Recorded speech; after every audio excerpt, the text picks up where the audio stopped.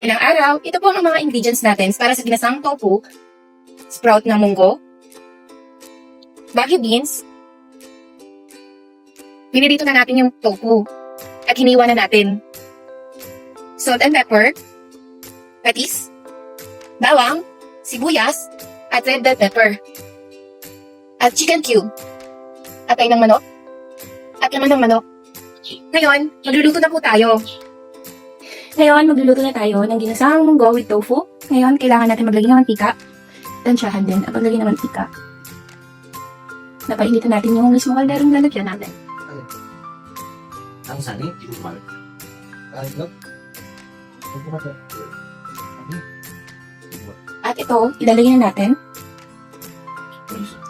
Ang ilalagay ko talaga unang-una yung red bell pepper.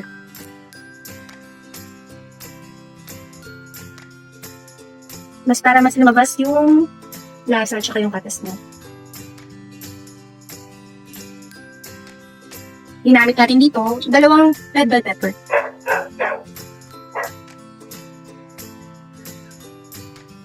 Sunod, lagyan natin yung sibuyas.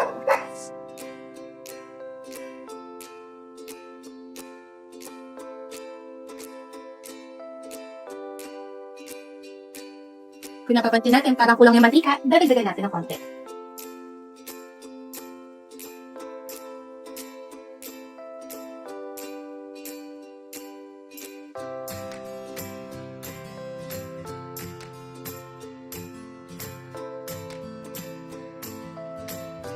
Yan.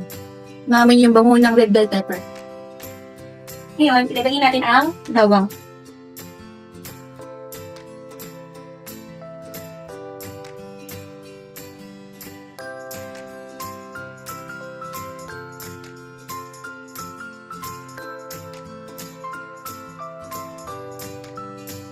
Ang bango niya, guys.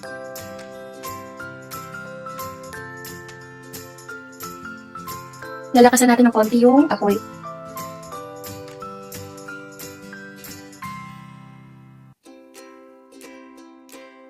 At isama na natin isa yung laman ng manok.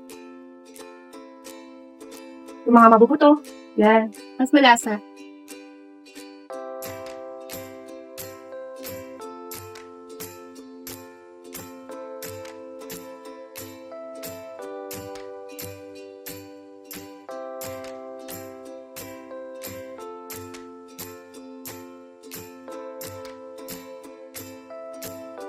Lagay na natin yung atay.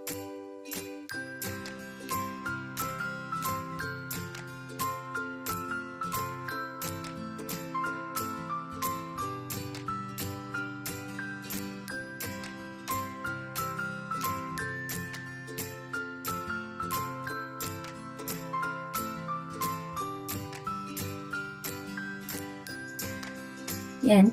At lagay na natin yung paminta. At yung asin. Mamaya, dadagdagan natin yan. Depende sa panlasa natin. Kung gusto niyo medyo maalat o hindi, lalagyan natin yan. Habang ginigisa, ilagay din natin yung patis.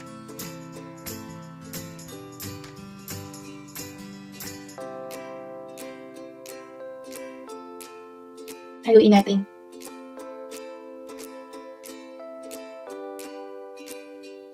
After 5 minutes, nakita natin na luto na yung manok, medyo luto na yung manok at atay. Ngayon, ilalagay natin ang bagu beans. At ihalo natin.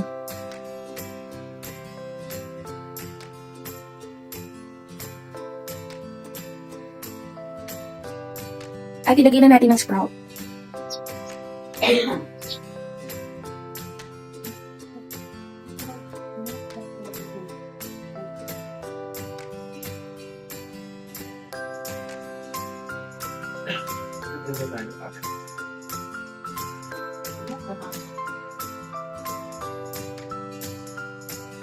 At tatakpan muna natin ito ng mga 5 minuto. After 5 minutes, yan, hinalo na natin. At makikita nyo po yung patas ng mismong gulay. Ayan siya. Ihalo natin. At ilalagay natin yung chicken more. Tandaan, habang nagluluto, laging maghuhugas ng kamay.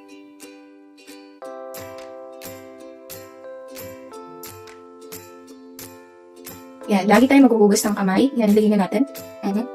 At ilalagay na natin ang tokwa na pinirito.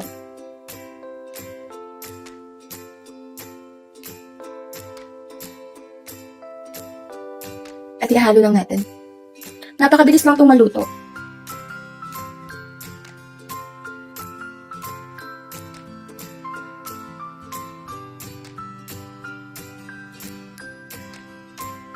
Ito po ang ating ginisang munggo na may tofu. Sa halagang 300 pesos, makakapagluto po tayo ng 10 to 15 person. Kain na po tayo!